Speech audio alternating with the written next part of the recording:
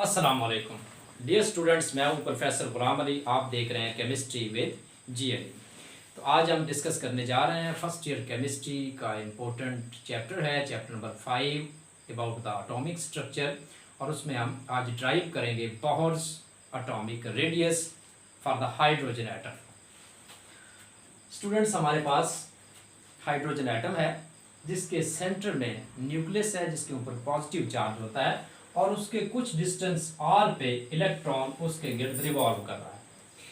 इस इलेक्ट्रॉन के ऊपर दो तरह की फोर्सेस ऑपरेट कर रही हैं। एक वो फोर्स है जो न्यूक्लियस इलेक्ट्रॉन को अपनी तरफ खींचता है, जिसको हम फोर्स ऑफ अट्रैक्शन कहते हैं, जिसकी वैल्यू हमें दी हुई है Z²/4πε0r²।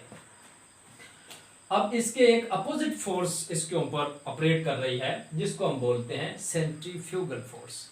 अब ये सेंट्रीफ्यूगल फोर्स की वैल्यू हमारे पास है mv²/r। तो इन दोनों फोर्सेस को हम इनकी मदद से डेरिवेशन करेंगे, रेडियस ड्राइव करेंगे। तो हमारे पास फोर्स है force of attraction,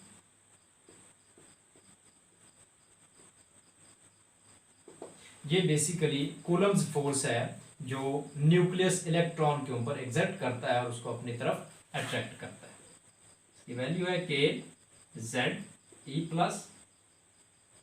into E-। यहाँ पे एक कांस्टेंट है, Z इसमें एटॉमिक नंबर है हाइड्रोजन का, E+ इसमें चार्ज है न्यूक्लियस के ऊपर, E- इलेक्ट्रॉन के ऊपर Coulombic charge divided by r²। तो ये बन गया kZe²/r²। अब यहाँ पे जो k है, k की वैल्यू हमारे पास है 1/4πε0। तो इन दोनों को हम कंबाइन कर दें तो हमारे पास जो अट्रैक्शन की वैल्यू है ये आ जाती है Ze²/4πε0r²। इसको हम क्या लेते हैं, इक्वेशन 1। ये हमारे पास फोर्स ऑफ अट्रैक्शन जो न्यूक्लियस इलेक्ट्रॉन को जिसके जरिए अपनी तरफ खींचता है, अट्रैक्ट करता है। अच्छा, हमारे पास जो इसके अपोजिट फोर्स है सेंट्रीफ्यूगल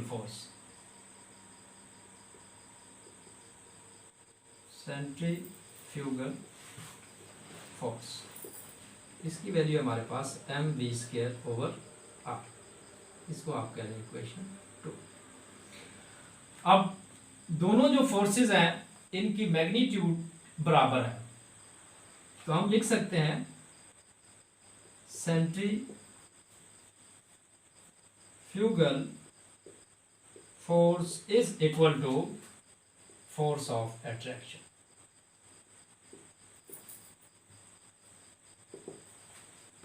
तो इनकी वैल्यूज भी हमारे पास बराबर आ जाएंगी इक्वेशन ऑफ 1 और 2 जो है, इन दोनों को हम कंपेयर कर लेते हैं।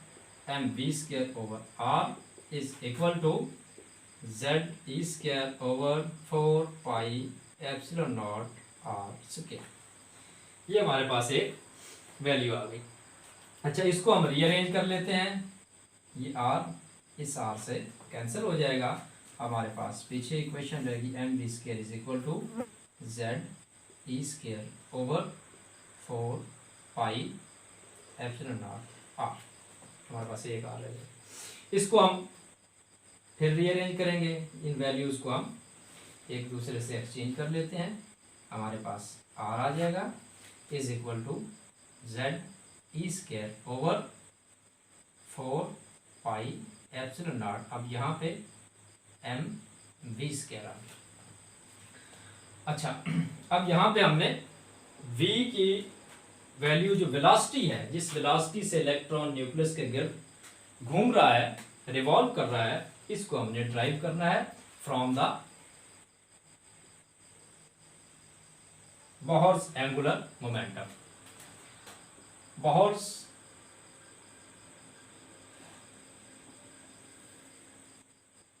एंगुलर मोमेंटम बोहर ने अपने मॉडल में दिया था, जिसकी वैल्यू थी mvr is equal to nh/2π।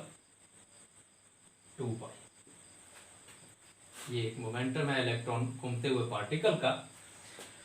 अच्छा, इसमें से हम v को इवेल्युएट करेंगे, सेपरेट करेंगे, तो हमारे पास ये रिलेशनशिप आ जाएगा 2π/m/r।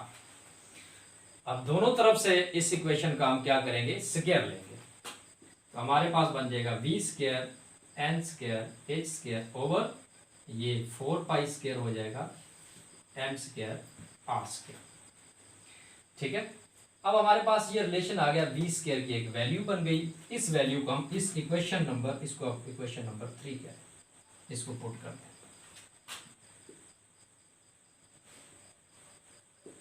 Put the value of v² in equation 3 यहाँ पे, तो हमारे पास ये इक्वेशन बन जाएगी r is equal to z² over 4π/0 m, 4π/0 m।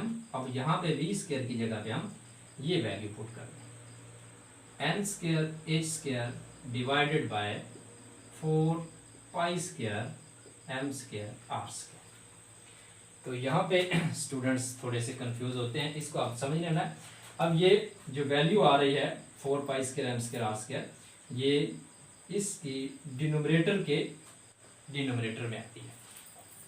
तो अब मैथमेटिकल रूल के मुताबिक ये यहाँ पे जाके मल्टीप्लाई हो जाएगी, यानी कि न्यूमरेटर में चली जाएगी। तो हमारे पास ये वैल्यू बन जाएगी z² 4π² m² r² divided by 4π/0 m n² h²। तो ये हमारे पास रिलेशन आ गया। इसमें से कुछ वैल्यूज एक दूसरे से कैंसिल आउट हो जाएंगी, जैसे 4 से 4, इस पाई से ये पाई, एक m से ये वाला m, ठीक है, और इस r से ये r कैंसिल आउट हो जाएगा। तो हमारे पास ये एक r रह जाएगा। इसको हम स्टूडेंट्स की आसानी के लिए स्टेप वाइज करते हैं। इस r को हम इधर रखते हैं और ये वाली जो वैल्यू बच गई हैं इसको हम इक्वल के इस साइड पे ले जाते हैं, तो ये उल्ट हो जाएंगी वैल्यूज। तो हमारे पास ये जो वैल्यू है ε0 n² h², ये इधर जाके न्यूमरेटर में चली जाएगी n² h², और ये वाली जो वैल्यू है ये डिनोमिनेटर में आ जाएगी z² π m, ये बच गया हमारे पास। तो ये हमारे पास r की वैल्यू आ गई। इसको हम ऐसे भी लिख सकते हैं, r is equal to ε0 h² over z² π m। इसमें से जो n है, n वेरिएबल है, यानी कि नंबर ऑफ शेल्स, जिस तरह का शेल होगा उस तरह उसका रेडियस भी चेंज होता जाएगा। तो वेरिएबल को हम क्या कर लेते हैं, यहाँ पे सेपरेट कर लेते हैं, यानी कि अगर शेल नंबर 1 है तो यहाँ पे 1² आ जाएगा, शेल नंबर 2 है तो 2² आ जाएगा। इस रिलेशनशिप के हमारे पास कांस्टेंट वैल्यूज हैं, यानी कि ε0 की वैल्यू भी है, ये h प्लैंक्स कांस्टेंट है, इसकी वैल्यू भी है। ये z जो है, यहाँ पे अगर हाइड्रोजन एटम की बात करें तो z की वैल्यू क्या हो जाती है, for hydrogen z is equal to 1।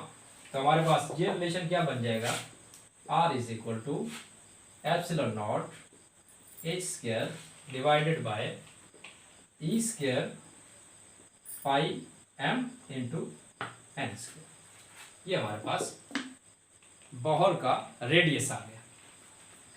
अच्छा, इन सब की वैल्यूज अगर हम कैलकुलेट करें, जैसे ε0 की वैल्यू 8.84 है, प्लैंक्स की value 6.02 exponent -34 joules into second होती है, पाई की वैल्यू 3.14, और मैस से मुराद मैस ऑफ इलेक्ट्रॉन्स है जिसकी वैल्यू 9.31 एक्सपोनेंट -31 किलोग्राम होती है। तो इन सब वैल्यूज को हम पुट करें तो हमारे पास ये एक वैल्यू आती है 0.529 आर्मस्ट्रॉन्ग इंटू n²। यहाँ पे ये nth ऑर्बिट का रेडियस है। अब यहाँ पे अगर हम n की वैल्यू पुट कर देंगे तो हमारे पास डिफरेंट रेडियस की वैल्यू आती जाएगी। मसलन अगर हम R1 की बात करते हैं तो ये क्या हो जाएगा 529 आर्मस्ट्रॉन्ग, और यहाँ पे 1 स्क्वायर है तो इसका मतलब एक ही आएगा, 1 स्क्वायर का 1, तो 1 मल्टीप्लाई बाय 0.529, तो हमारे पास आंसर कितना आएगा 0.529। अगर हम R2 की बात करते हैं तो ये क्या हो जाएगा 0.529 इंटू 2 स्क्वायर, तो 2 स्क्वायर के साथ अगर हम इसको करेंगे तो ये हमारे पास 2.1 आर्मस्ट्रॉन्ग इसकी वैल्यू आ जाएगी। अगर हम R3 की बात करेंगे तो यहाँ पे 0.529 एक्सपोनेंट 3 का स्क्वायर, ये 3 का जो स्क्वायर है 9 के साथ इसको मल्टीप्लाई करेंगे तो हमारे पास वैल्यू आ जाएगी 4.75 आर्मस्ट्रॉन्ग। ये आपने याद कर लेनी है, एमसीक्यूज के वाले से ये क्वेश्चंस आते हैं, ये वैल्यूज आपने रट लेनी है। अच्छा,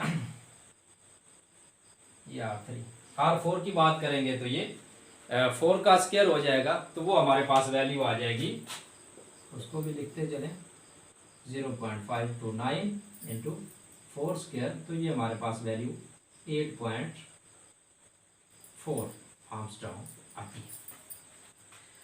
तो इस तरह अगर हम इनका डिफरेंस निकालें,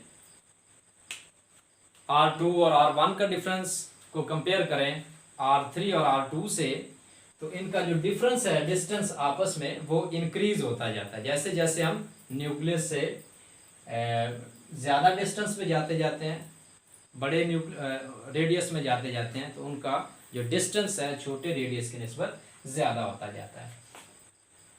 तो ये जो वेलोसिटी है ये रेडियस के इन्वर्स होती है। रेडियस अगर कम होगा तो वेलोसिटी इलेक्ट्रॉन की ज़्यादा होगी, रेडियस अगर ज़्यादा होगा तो वेलोसिटी इलेक्ट्रॉन की कम होगी।